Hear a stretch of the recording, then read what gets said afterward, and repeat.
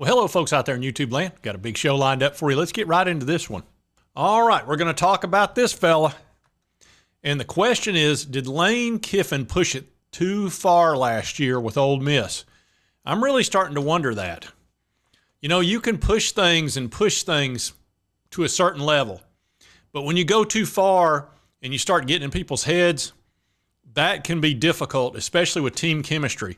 And I'm wondering if the folks at Ole Miss that gave Lane a huge raise, which he could have gotten without talking to Auburn and flirting with them and doing all that crap. As a matter of fact, he had that raise sitting on his desk for a month. Okay. The guy started out 7-0, then he was 8-1. And, of course, this whole Auburn thing blew up. He had won 10 games the year before. He was on Ole Miss's good list, to say the least, and he could have gotten that raise. But when he did the whole Auburn, and I think he was very seriously considering going to Auburn, it made sense, and it probably would have worked out okay for him, but he could have never gone to Alabama, which is possibly one place he'd like to go. And you would be fighting a bit of an uphill battle. Now, you're doing that at Ole Miss, too, but at least you don't have Alabama sitting over top of you in the state. You got to deal with Mississippi State, which is not as bad. So I've thought about that, and here's a writer that's thought about that as well, and a national media type that actually threw some shade on him. And this is from Zach Reagan of A to Z Sports, and if you've watched this show, you know I think he's one of the better writers out there for sure. He writes some really good stuff. It says, national media outlet throws major shade at Lane Kiffin and Ole Miss ahead of the 2023 season. Lane Kiffin, a polarizing figure in sports, was one of the hottest names at the end of 2021. You know, and I'm not really taking anything away from his coaching ability. I think he's a good coach. I really do.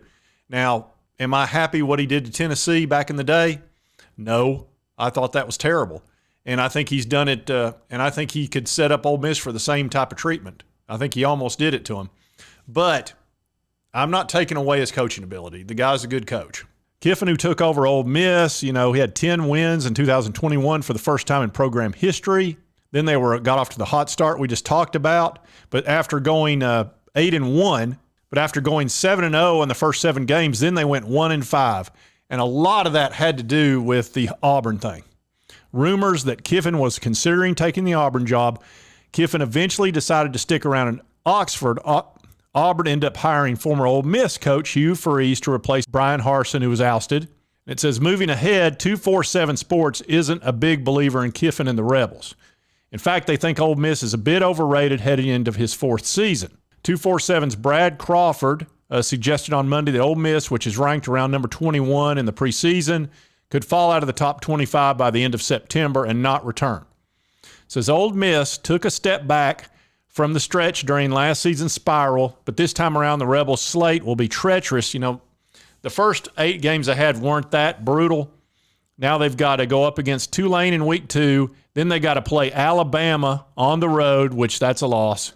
And then 2 weeks later, they're going to host LSU. That's going to be tough. It says that's 3 potential losses in September for Lane Kiffin. Not only would that put Ole Miss outside the national rankings, but it'd be an uphill battle to get back in there, period. And then he says it's not going to happen. He says Kiffin has not been shy about using the transfer portal. He's used it a bunch. But he said it's hard to build a culture when players are constantly coming and going, adding older players to mix, etc. And then Kiffin said if everybody had a bunch of portal guys, everybody would have this chemistry issue.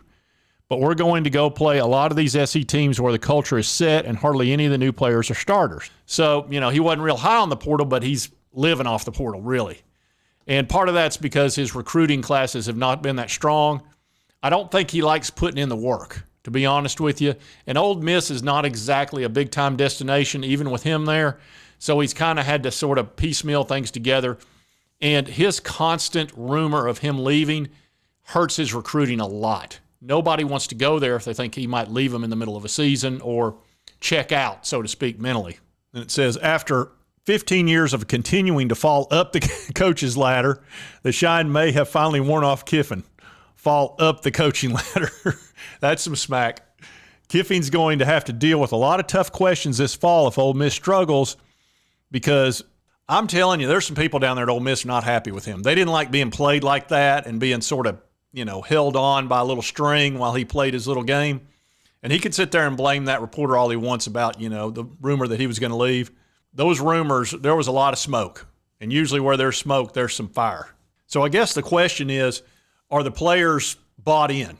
Is the administration bought in? Is the fan base bought in?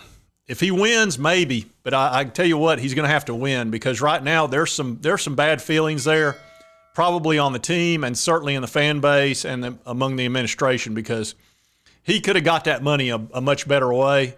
And I think they realize, he's looking to the future, and I don't know that he sees a long-term future at Ole Miss. That's just, look, I'm going by his history, and last year did not help him. I don't care. He can sit here and talk about how much he loves Ole Miss and all that. That was after he signed the contract. It wasn't right before.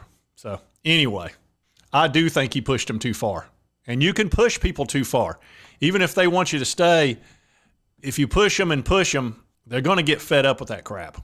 So anyway, if you like this content, be sure to hit that like button. Let's me know to continue to cover the Vols and all the SEC and all that good stuff. If you've not subscribed, it's right here on your right, my left. Just boom, that's all you got to do. Hit that little button, and right over here is my most recent video, and YouTube thinks you'd like that. Be sure to check that out. We'll see you next time on Sports Talk Jay.